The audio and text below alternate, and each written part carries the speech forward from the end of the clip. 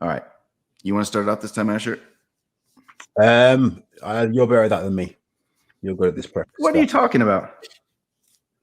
You just do it. I'm better at what than you? So I want You're to hear. better. You're really good at introing the show, and then I'm good at kind of you throw me the alley oop, and then I kind of slam dunk it. Oh, all right. I like Shaq that. and Kobe.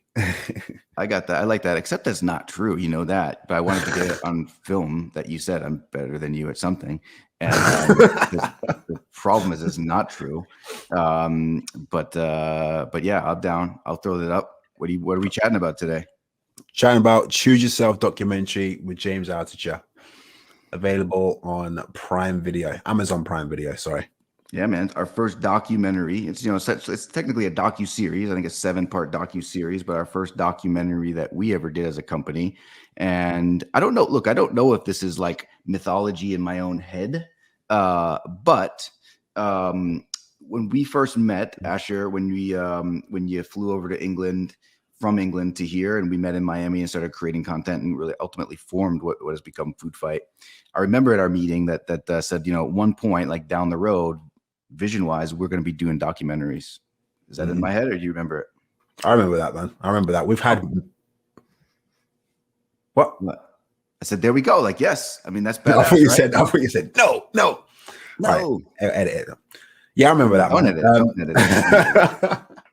Yeah, I remember that, dude. We've said a lot of things that we would potentially do in the future, but at that time, it's obviously something we aim towards. And I don't know about you, but I'm one of them people that like I do believe in it, but I'm always shocked when it actually happens. Like it was an amazing thing to work with Nick Nanton on this huge documentary with James Altucher. James Altucher is one of my favorite people in the business game as far as advice, and listening to his podcast for inspiration, the James Altucher Show. I still listen to that till this day. Haven't for a while, but do every so often. James is one of my guys. It's like sound like a contradiction, doesn't it? I listen to it a lot, but I haven't listened to it for 2 months. I still listen to this to this day, but I haven't for a while, in a little bit, and I'll get around to it when I get to. Yeah, it was fun. It was hard work, like most things are, but it was fun. It was fun. It was really challenging, and I think we definitely did a really good job at it. Hell yeah, man. It was, and to see how that came about, how that docuseries kind of came about. Again, we started doing you did the podcast animation for Vaynerchuk. We joined forces. You did another one with Vaynerchuk. But when we started working with James Altucher, who reached out, we started doing a bunch of different podcasts for him. But then it's like, I got a book coming out. Hey, they're doing it. I love what you're doing. They get a docuseries coming out on me. You should animate it. And I remember, because James's people are badass. At the time it was Pam Rothenberg, Steve Cohen with the producers, and Jay Yao, who's still over there as a podcast producer and audio guy. But we always just hung out and had fun. That I was up in New York, and they were like, "Hey, you want to come to the Neil deGrasse Tyson at the podcast interview today at the Natural Space Museum or whatever?" And I was like, "Yes." So we went there, and they just happened to be filming the docu-series. Nanton was there on and getting some clips from that. And James, like, it was the first time I met Nick Nanton. James was like, "Hey, you got to meet him." Before I heard like Nick Nanton, big wig, docu guy, Emmy-winning documentary. You got to meet this dude. He's nuts. He's crazy, like in a good way, not like us. And so James was like, "You got to meet this guy." And he's like, "I want to do animations and that stuff." And Nick was just like, "Okay, yeah. He's thinking expense. But James was like, "Yes, you got to do it." So he kind of threw James a bone and gave one segment, with the caveat that he didn't want to use the same cartoon animation style that we did in the podcast stuff. So it's like, all right. So we got another animator, our boy Oliver, no relation to Ash Mantoons, and he did a really, shout out, man, and did a really cool character design of James. Very different. You can see it in the docuseries on Amazon Prime or our YouTube. We'll show it in a minute. But it was different, and Nanton loved it. So Oliver actually animated a whole first little segment, and they loved it so much that they were like, kept giving us more. Unfortunately, Oliver had some issues where he couldn't continue the project, so we were left in a bind a little bit. And this was one of the biggest milestone moments for me and the company, or seeing the company here, is that we needed help with the different character design, and our special guest today came up in a big way where he took Oliver's character design, recreated it, and then all the other characters had to match and be the same type of style. So our special guest today, Paul Potts, is the guy that made that happen.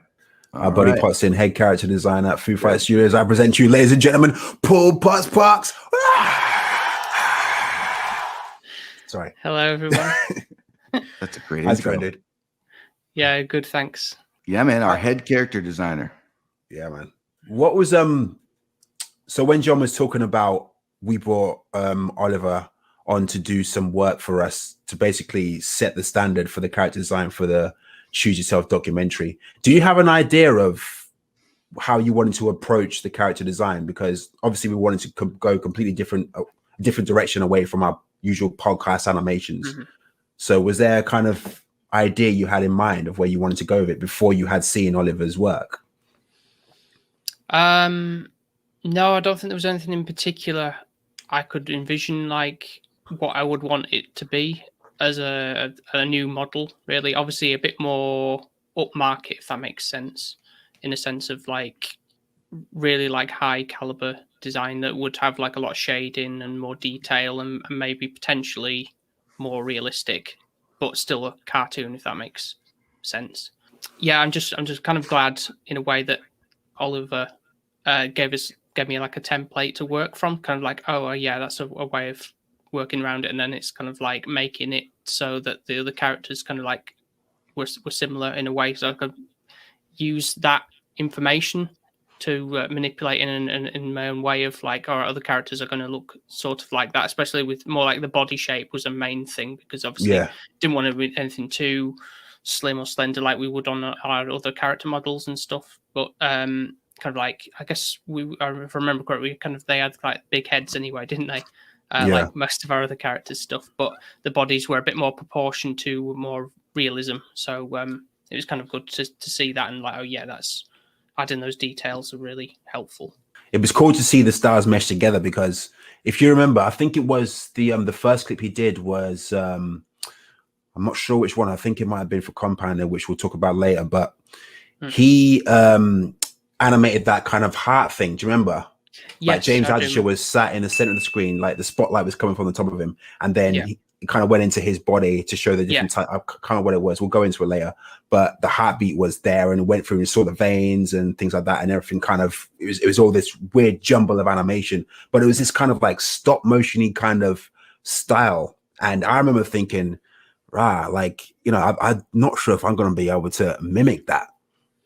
Yeah, like, same. I know what you mean. Yeah. Do you know what I mean? I'm glad I wasn't the only one.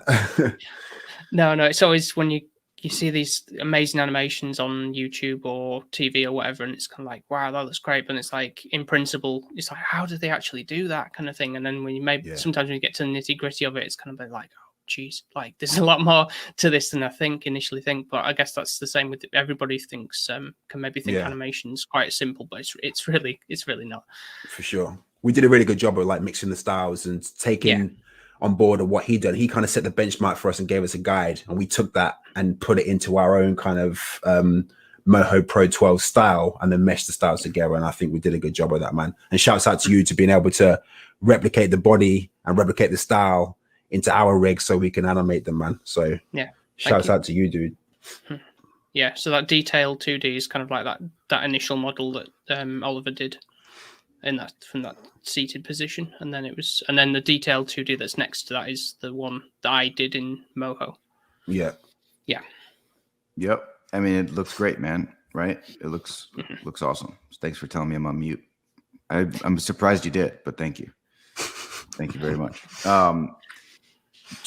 Why I said that was a milestone moment, because it's like, like we had to level up in a way that because we needed a different character design. I'm not coming from the animation industry, so I don't know really all of the different intricacies and details and things that we need to get done, and what the capabilities are of you guys in a lot of ways, especially at that point. And then, but when you pulled that off, it's like, we just leveled up. There's so much more stuff that we can do, and now we're going to be, we would have lost if you weren't able to do that, Paul. We would have not gotten the rest of the docuseries. right? It might have even maybe that one that we did might have been cut out because it wouldn't make sense. So like the fact that we have, Asher's got a poster in his wall behind there of that thing. I have one on my wall as well. There it is. Is a big part of it. You've been able to pull that character design off, man. So big ups, as you'd say over in England. I guess so. Yeah. I guess so. Was it quite a challenge for you though, to kind of take what he did and convert it into our rigs? Was it a challenge for you at all, or was it basically just muscle memory with the podcast animation rigs, and then it was just a case of adding a bit of shading, changing the width on some parts of the body, that kind of thing? And yeah, it was kind of like tweaking a little bit. I mean, they've kind of got like muscle memory of like, right, start with the head and then kind of work the way down really, and then it's making, like I do, it's kind of breaking the character down, especially from an Illustrator file. It's kind of like the template to make it so that the limbs are separate so that they can move. It's not just a simple case of just dragging the model from Illustrator into Moho. You have to kind of break it down so it can be animated and bend and move and everything like that.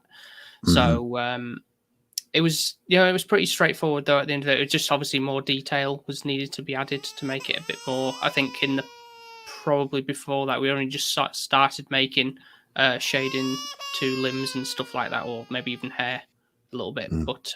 But yeah, no, it was good, and it's kind of like helped me go like, you definitely shading adds depth to the characters and brings them more to life. That's just how it is.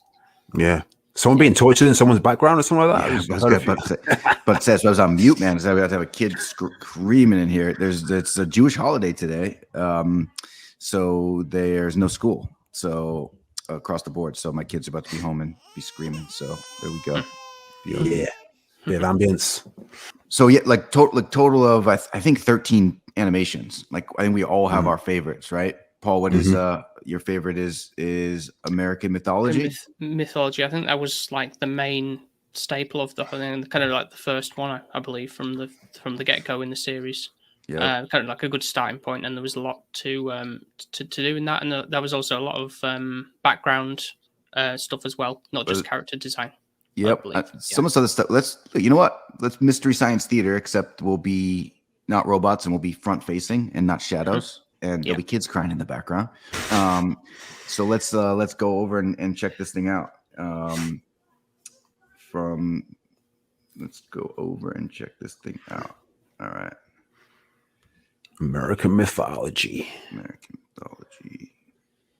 Chrome tab. All right. So let's walk through it, man. Let's listen to it. I did it wrong. This is why we do it. This is why we do it. When we're doing this stuff, we might as well not do it live. It's fun if we do.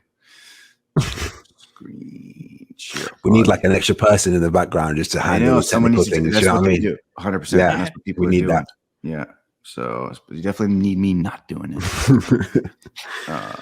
So we can hear it, right? Yeah, of course. Because on YouTube it's laid out as the chapters. Yeah. Okay, cool. I'm with you. Choose Yourself is famous for being named one of the top business books of all time. They even made an Amazon tell me I'm a better introer than him. And look at him doing this thing. Here are the top takeaways. All right. Number 13. The American Dream is a myth. There we go. So inside story here. These are all the DNA people. This is Nick Nanton that we've been, pumping his tires on here. But this is Carlo is a videographer, film guy. These are all the different people that work on the documentary film guy. And there's our boy Jay Yao as the podcast producer. So Jay Yao. I love being able to take the people that we work with and make them characters in here, right? So I love being able to do that. I think it makes cool. Everybody wants to grow up and be a cartoon when they're kids, or I think so, or at least it's kind of cool.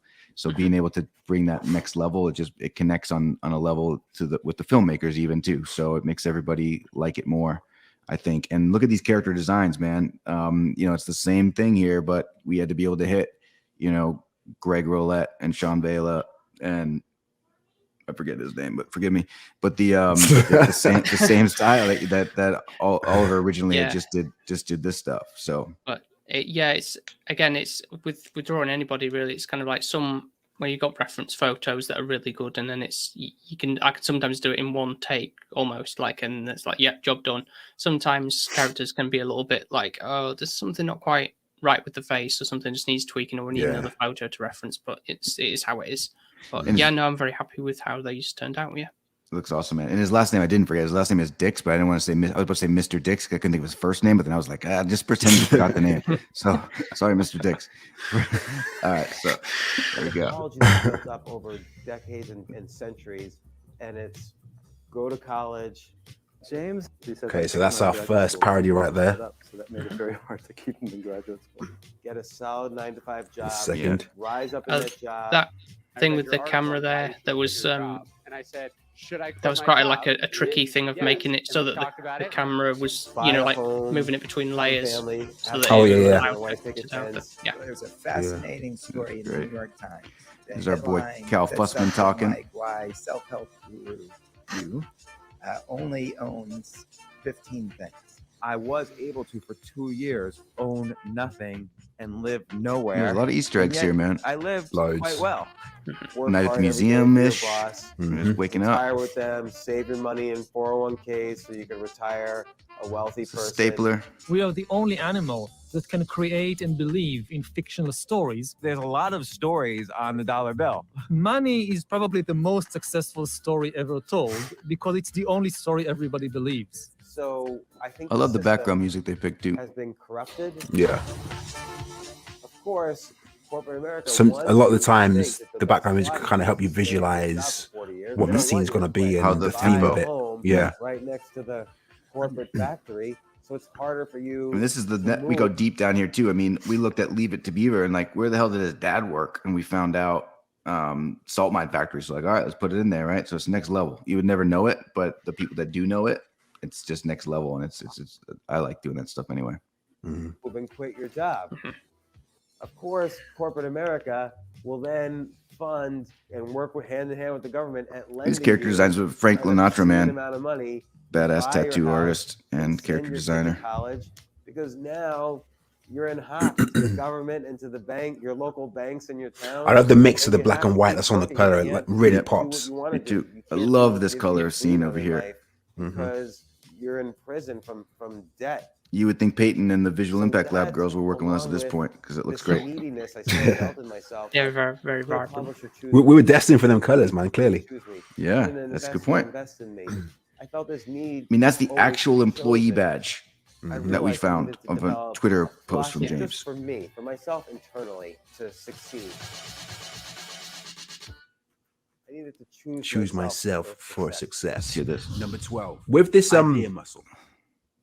with American mythology, right? The whole feel I got from it was just, James going around examining or exploring something. At first, I thought he was going to go through, I was thinking maybe he'd go through like a cave and find these little wondrous things in the caverns, like uncover all these things of the different themes in there. But then I thought, museum is probably more of a fit. Yeah, I think like the whole. Go ahead, Paul. I know, yeah, so it's a lot more, less complex to do something like with cave drawings and stuff. Because, in the museum, it's kind of like archived, really. And again, it's kind of like where people would visit, and it's a lot easier to put together. Well, I think the American mythology is kind of a newer type thing anyway, right? So it's not like America wasn't around when the Greek mythology happened. So what's the American myth that they're saying in this clip? It's like it's get good grades and go to college, right? So we had the what's the name of that? I forgot that in the last video too, Asher. What's that? Animal House. Animal House. So we had the Animal House, the John Belushi stuff. And then go to college, then get a 9-to-5 job. We have the Office Space. So this is the American mythology: get good grades, go to college, get a 9-to-5, go work for a corporate gig so you can get good benefits, right? Pay the government. All this is the mythology, and it's recent. So taking pop culture stuff that I think people get, because the Leave It to Beaver stuff played a role in this American mythology. If you believe to that or subscribe to that thing, Leave It to Beaver was this perfect family where the guy worked at a salt mine factory close to home and had the perfect family. So we were just trying to show that, put some pop culture references to people, but then also show the cracks in it a little bit, that things are not always what they seem. And this live stream is not what it seemed too. It looks like looked like there's a balloon. We're in a bologna sandwich here with mustard or something. Asher's like with the in the middle here. So I don't know. We do, like, what does it look like this? It was just like, I don't know. What's that? This here? Yeah, I'm just saying the layout here. Like, right? Oh, right. Yeah, got you. Yeah. All right, let's go back to it. Let's own it. Yeah. Let's do it, man. I like it. All right, Paul's loving it too. All right. Banana chocolate sandwich.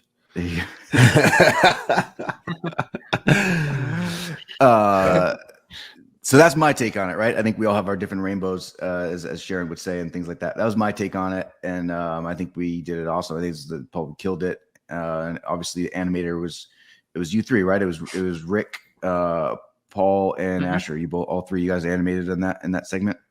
Yeah, that's right. I think it was all three of us. Yeah, cool. It was. But that's the thing I love about. Definitely was.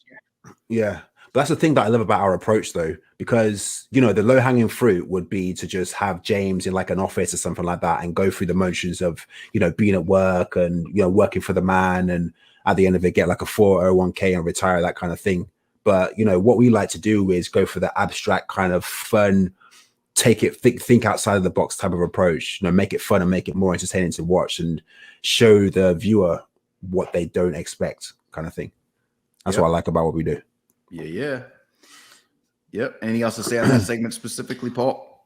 Yeah, well, another thing that I mentioned before about the camera flash thing and the way the characters move in the thing, it's like doing with the layers and stuff. That was a kind of like how do I approach this? You know, it's one of those things that you come across, like, I don't know if you read the same, Asher, when you're thinking like a character's got to move in a certain way and do a certain action, and you're thinking, right, that's very simple not for a normal person to do, but it's like then when you have to put it in principle in an animation format, it's like, oh, how do I actually do that?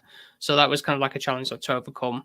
And then one of the other parts that was I'm quite happy that it turned out was the when the kids in that Leave It to Beaver clip was doing the smoking the cigarettes kind of thing. It's like figuring out how to make the smoke effect in Moho, because I don't think I'd really done anything much like that before, and more like an effective way, like what looks like a cigarette being smoked, and that turned out really well. So happy about when you overcome those little things.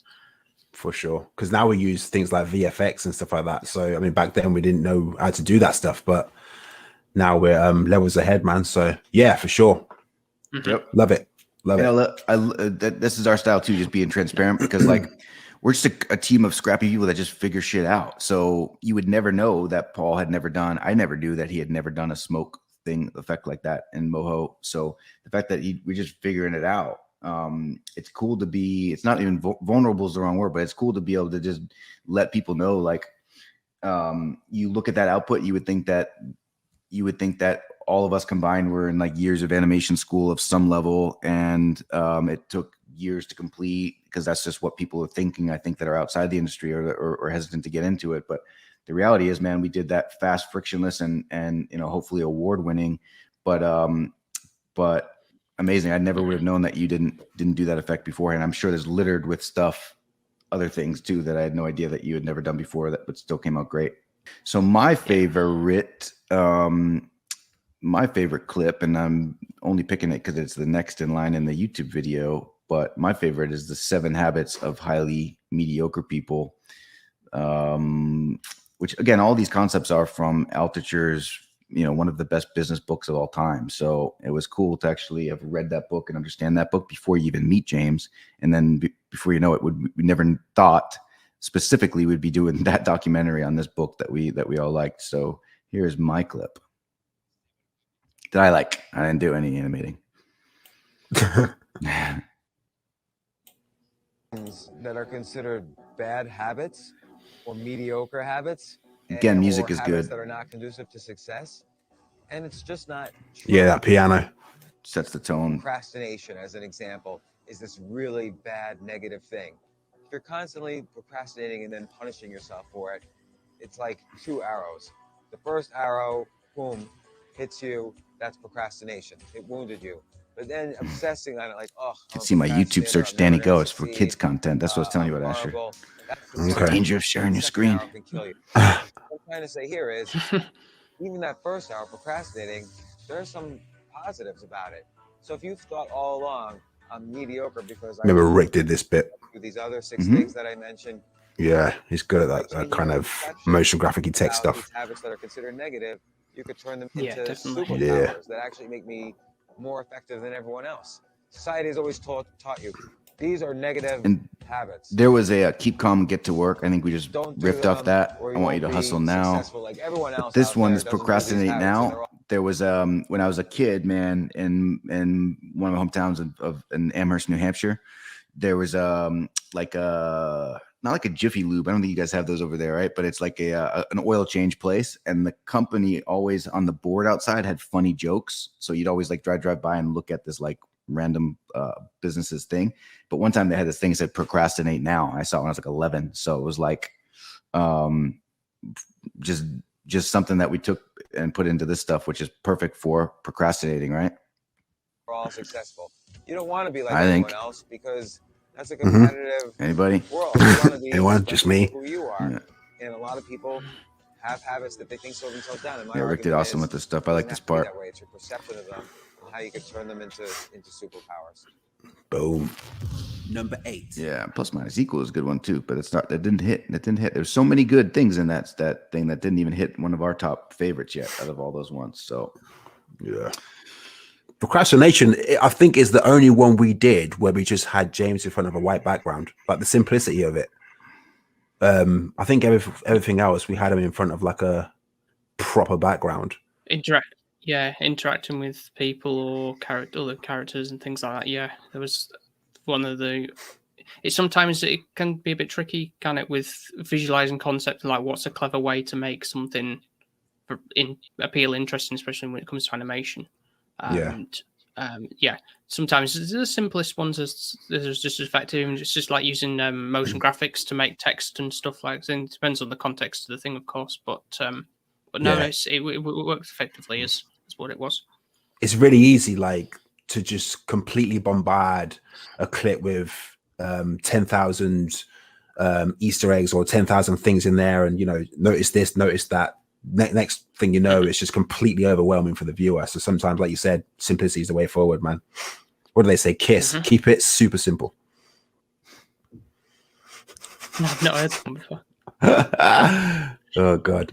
All right, now for my one, man. My favorite one is definitely entrepreneurship is hard.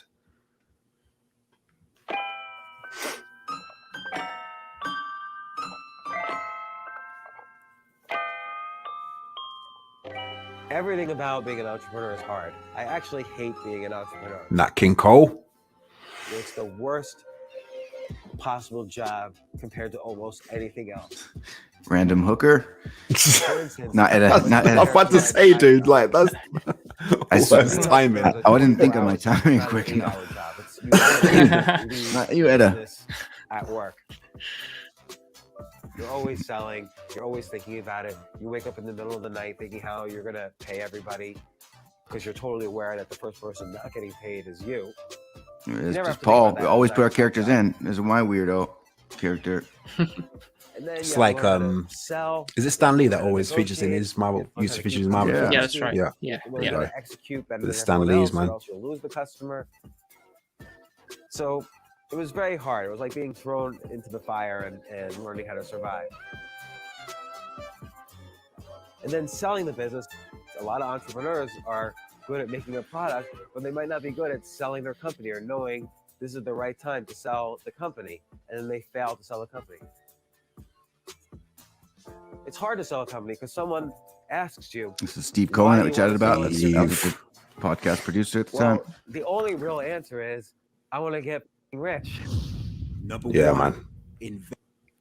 Yo. Entrepreneurship is hard. Like, dude, literally, I was when you sent me the audio, as soon as I heard those pianos come in, like my brain went on a complete journey of going back into the 1930s, 40s, walking down the street, smoky road, a bunch of Lincolns and Cadillacs driving past me, and then I come across this jazz club, walk in there. And since it's James's thing, James is just at the piano and he's just like ding, ding, ding, ding, ding, like that. You know what I mean? I just like, we've got to do some kind of black and white jazz club kind of thing and go with that theme for that. I remember you saying that specifically, man, right out of the gate. And I remember you were so, I couldn't understand it, but you were so like into it. I was just like, do your thing, dude. And then you just kind of came back and it was done. So it was, I remember you were vibing on that right away, which is cool. I mean, I wasn't really sure the order of events. So you definitely helped a lot with that, with you know, him sleeping in the club, him paying us and stuff like that, and putting the fire out in the kitchen, and you know, and the random hookers in the scene. Like, random we need more hookers in the scene. There's some speakeasy hookers in the background. I think they were called flappers back in the day, which is kind of cool. Flappers. Yeah, okay. Flappers. That sounds a bit dodgy now. Yeah. Side of the world, yeah, man. But like, I don't know about you guys, but I have like an emotional attachment to that particular clip. I mean, I do the whole project, of course, but that particular clip, because I was working on that as Abby was starting to get more heavily pregnant, and I remember I had finished the last part of that clip just after we had got back from an NCT class, which is like antenatal, you know, a parenting kind of class. I remember specifically that last class, I was learning about bloody forceps and things like that, and I was just scared out of my mind. So it was a big, Abby is his girlfriend for your information. Thanks, John. I appreciate that. It was a big monumental, big part of my life, man. And you know, it was terrifying, but at the same time, this was giving me something to focus on and giving me, you know, a way to kind of stay focused and stay sane, so to speak. So anytime I hear those pianos, it pulls on the heartstrings. But I always get soppy in these things. What is wrong with me? It pulls on the heartstrings. Do you know what I mean? Every time I hear those pianos. So yeah, man, definitely my favorite clip. Definitely my favorite clip. And again, we could have just done him, you know, in a workspace or something like that, you know, like an easy kind of clip. But we took it somewhere completely different and took the viewers on a journey, because that's what we do, baby. Yeah. What I would like to do most is see if we can, if I put my head more this way and you put your head more this way, if we can match it, line up so it looks like it's like one head and then screen grab it. You think we can do that? Yeah, let me do this. Let's try it. Do I need to turn my cap backwards? Does that make a big difference? Or I need to go this way. Let me see. I don't think so. We just got to get in the same, like, it's not going to work. You got to go closer. I got to go further away. Nah, no one will see this shit. But that's what, oh, there we go. It's kind of it. Almost. It's like Two-Face. All right. There we go. That's weird. All right. I didn't mean it. It was my dream. I just thought it'd be kind of cool. That's what I was thinking about since I was saying that mustard chocolate sandwich thing that we had going on right here. So cool. Always fun, Paul. Appreciate it, man. Been awesome. Look, we are the everybody. What's cool here is everybody's the OGs, especially on the animator side, right? But we've been doing this. We've been doing this for a long time together. So cheers to more from real estate. Remember them videos? Randy Chapman and them, remember them? Yeah. We'll end it, but we'll do it right now. We might as well, right? We'll do it right this very moment. If you can give some airtime. All right, I've got a few minutes left. Yeah, if I have to go and walk the dog and put this baby to sleep. The little Jack Russells, man. Yep, they say they're the smartest dogs. Is that true? Apparently. I mean, you know, any smart dog or person wouldn't wee or pee on the floor every now and then. So wee and pee is the same. Wee and poo on the floor. But wee and pee. Yeah. Refer to our animation about the good and bad of dogs with James Altucher and oh god, terrible. I forgot the other guy's name. If you want to see what my pain is about, but yeah. Yeah, I don't have them anyway, so all that waiting for nothing. So all right. We'll see ya. Well, next time then, I guess. Next time. You gotta tune in. All right, man.